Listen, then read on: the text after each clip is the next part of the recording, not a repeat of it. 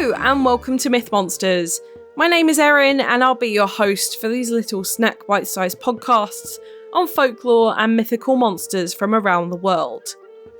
These podcasts focus on the actual cryptids, folklore and mythic monsters from global mythology, rather than focusing on the full stories of heroes and their big adventures.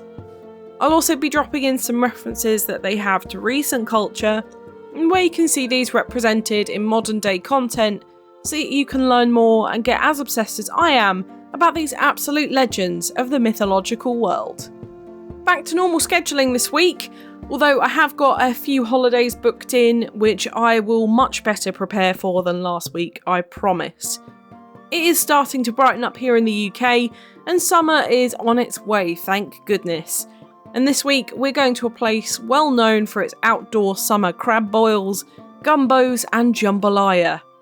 Yes, we are heading to the swampy bayous of the US this week and going to Louisiana in the south for the horrifying Rougarou. This was sent in as a suggestion from Jeremy and his wife, who is from Louisiana, so thank you so much for this recommendation. And just as a note to the rest of my listeners, if you have a recommendation, I do take them into account and cover them if I can, so please do keep sending them in.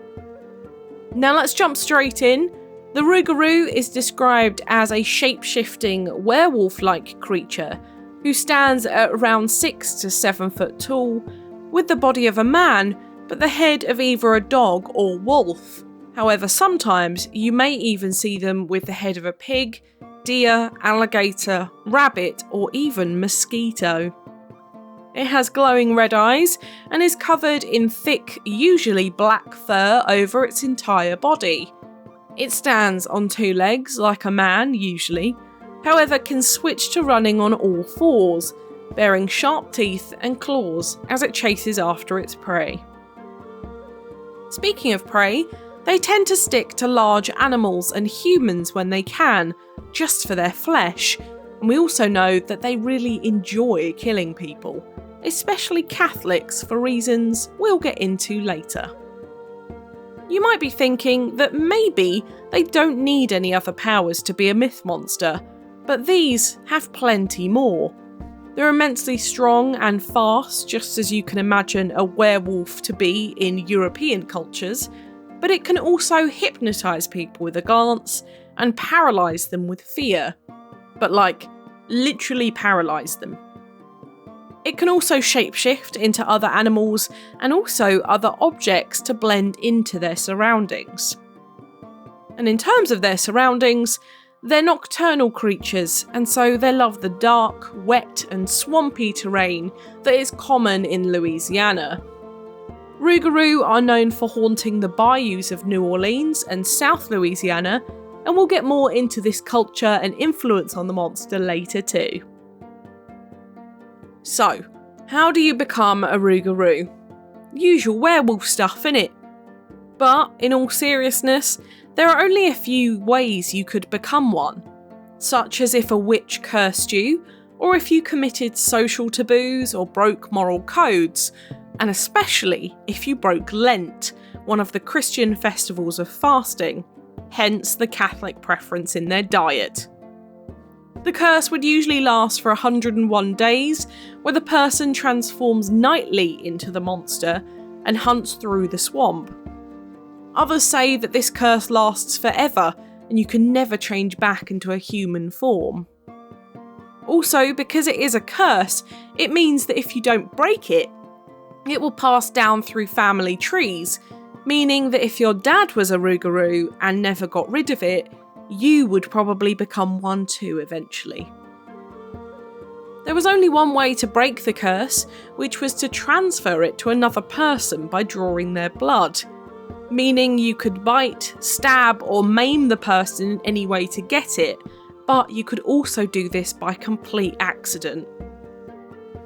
If you're trying to help your pal who's become one, the best way to prevent them getting at you would just be to kill them by usual werewolf/vampire methods, aka cut their head off and set them on fire. But how could you know? Because the legend is that if you told anyone that you did have the curse or were a Rougarou, you would die instantly if you spoke about it. So it's a bit of a trap, really. The other plan is to confuse them, to get away. That is purely it. And for some reason that is unknown to me, Rougarou cannot count past the number 12. And by lying out 13 objects like pennies or candles that they had to count by compulsion, please see usual werewolf/vampire stuff, they would get super confused and continuously lose track until you probably just get a chance to either run away or kill it.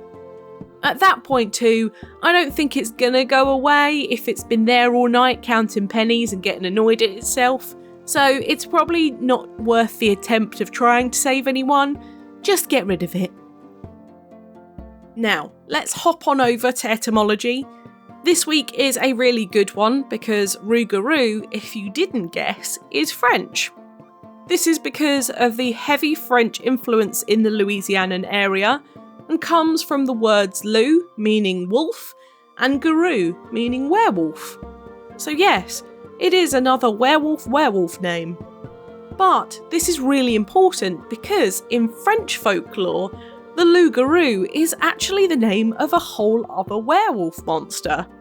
And we believe that the Rougarou is taken from stories of this, but changed over time for a US audience. But before we kick into history, I hear potentially the non-US people asking for context as to what is the difference between a bayou and a swamp, because we mentioned them earlier and they are really important to the story of the Rougarou. Well, I'll tell you. A bayou is a body of water found in a flat area and can be either a slow-moving stream or river or a marshy lake or wetland. A swamp is an area of land completely saturated with water at all times, and actually it's the same as a marsh. So basically, bayous can just be really wet, but swamps are waterlogged forever. Bayous are intrinsically Cajun and Creole, which are two ethnic groups in Louisiana which are descended from French immigrants, which is where we'll kick off the whole history segment. With this, we must go back to the 1500s to talk about the French version of this monster. The loup-garou, as mentioned previously, was an incredibly similar beast with incredibly similar powers, and was commonly used as a scapegoat for crimes such as kidnapping, livestock attacks, and burglaries. Basically, if there were any crimes in the areas, a loup-garou would be blamed. The loup-garou were always believed to be lycanthropic, meaning that they were men changing into wolves, and so many people were actually accused of being loup-garous. Unfortunately, this was not the time to be accused of something supernatural in Europe, and lycanthropy trials were actually a thing, and people were executed for them, in a time of witch hunts and high superstition in a mostly Catholic continent. Because of this super scary thought of werewolves, French parents would tell their children that the loup-garou would get them if they misbehaved, turning them into a popular boogeyman in France.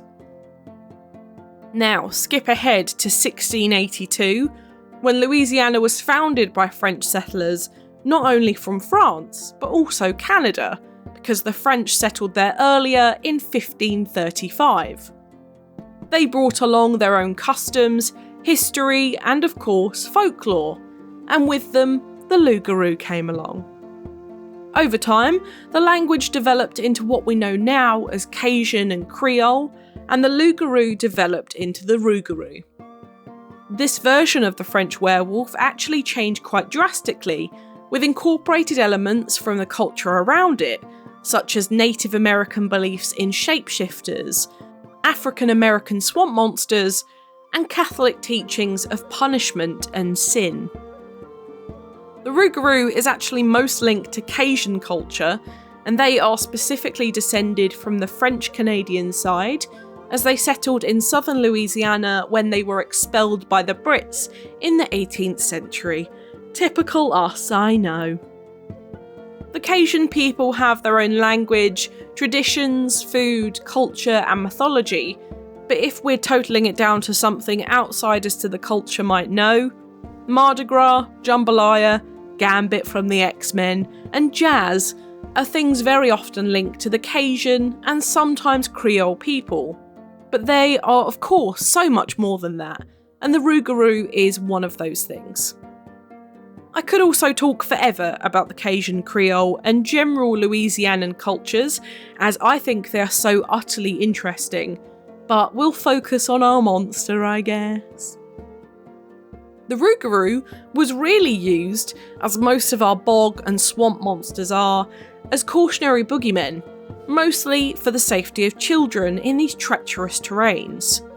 The area around bayous is incredibly soggy, and water can be deceptively deep and thick with weeds, meaning any strong swimmers might struggle, let alone kids. As well as this, there are alligators in Louisiana in the bayous, so you really don't want to fall in one as a kid and be a perfect midday snack for a gator. But we also have to take into consideration as to what every monster is. It's a way our ancestors personified what goes bump in the night. If you can put a face on it, it makes it a lot easier to compute than just pure nothingness. And this was most likely the original origin of most of our monsters, let alone this French werewolf. Let's talk about some other close monsters to this too, and of course the big one here is werewolves, and with that I mean the European idea of werewolves. The man who howls at the moon every night they transform, looking for a beautiful damsel to steal and tear apart, then in the morning look on in horror at blood-soaked human hands. Yes, of course this is a close relative, if not just a French version of the traditional European werewolf. The differences is that this is a curse set on by a witch, rather than a viral bite from another, at least in the first instance. And that this sometimes would only last for a few days. And I say a few days, 101 is actually quite a long time, but I guess it's better than being a wolf all of the time.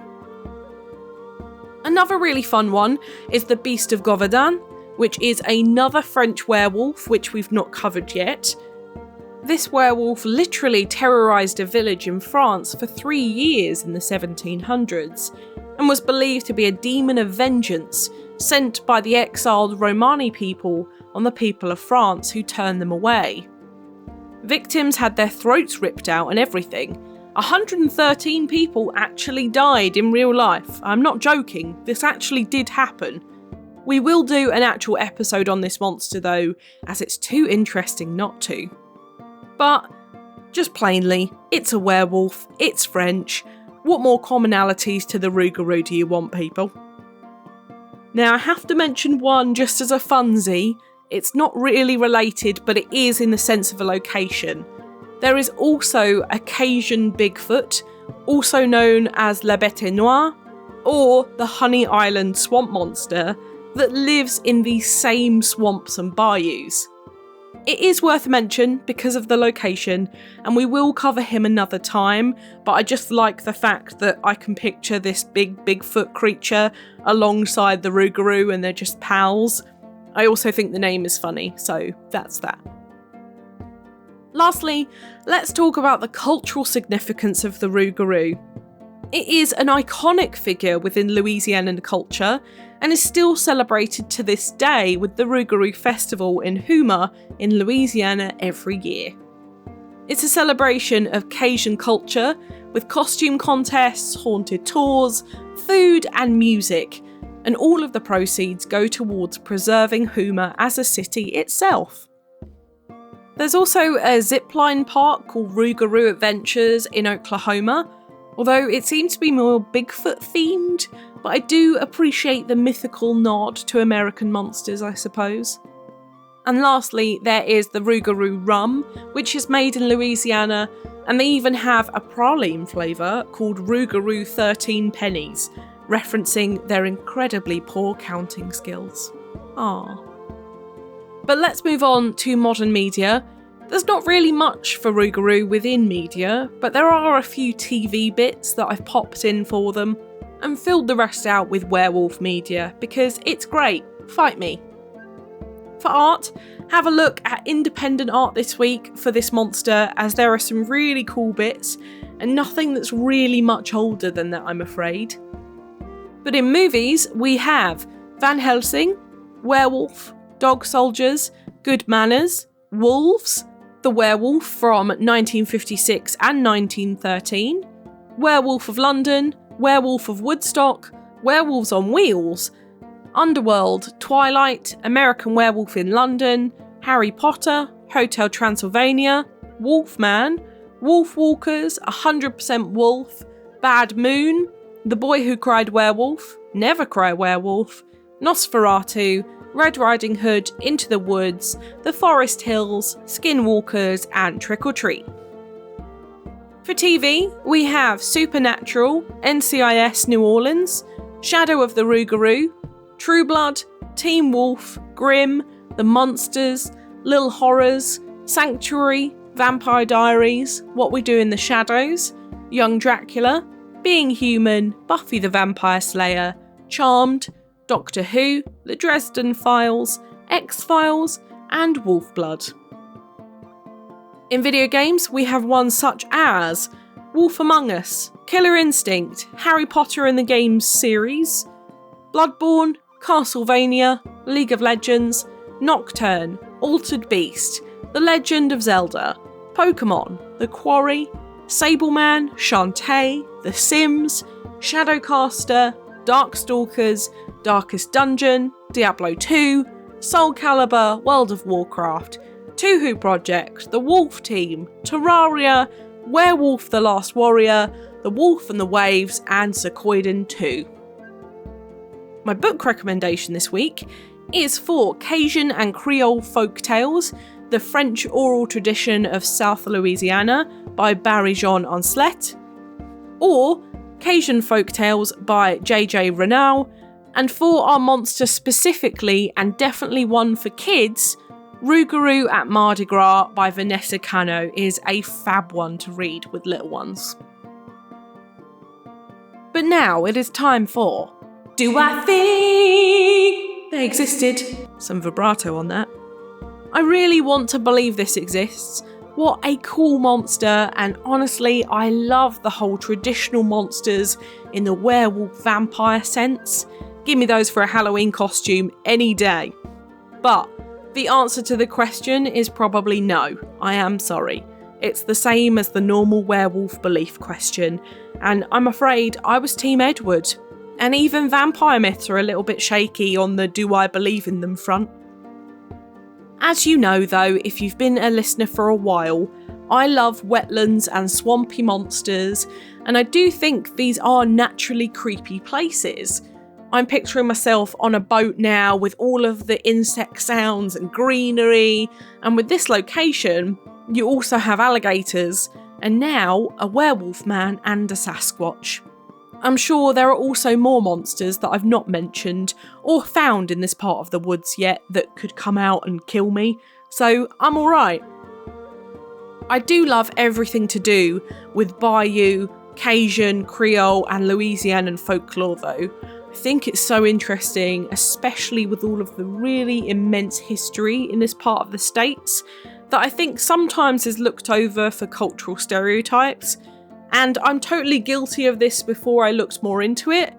The only thing I knew growing up about this part of the world was Gambit from X-Men and how much I wanted to be called Cher and Mon Ami by a sexy, red-eyed superhero who throws cards and came from the bayou.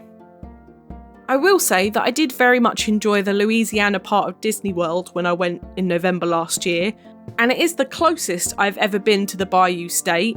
It's definitely a big dream to go there and soak in all that amazing culture, food, marshland, and maybe even go hunting for a Rougarou myself. But what do you think? Did the Rougarou haunt the swamps of Louisiana? Let me know on Twitter, I would love to know what you think about this one. I love discovering more about this mythos this week, and I hope you did too. There will be plenty more to come. I thought this one was super interesting, and thank you to Jeremy and your lovely wife for the recommendation on this monster. It was a joy to cover, and I hope I did the Rougarou justice for you. Next week, we're heading over to ancient Greece and ancient Egypt to ask a few riddles, like which mythos do they really come from? Ask all of that and more with the Sphinx next Thursday. For now, thank you so much for listening. It's been an absolute pleasure. If you enjoyed this podcast, please give it a rating on the service you are listening on. And I've got the Twitter for any questions or suggestions on what monsters to cover next, and I'd really love to hear from you. The social media handles for TikTok, YouTube, Threads and Instagram are Myth Monsters Podcast, and the Twitter is Myth Monsters Pod. But all of our content can be found at mythmonsters.co.uk, including some very cool merchandise. But you can also find us on Good Pods, Buy Me a Coffee and Patreon if you want to help me fund the podcast too.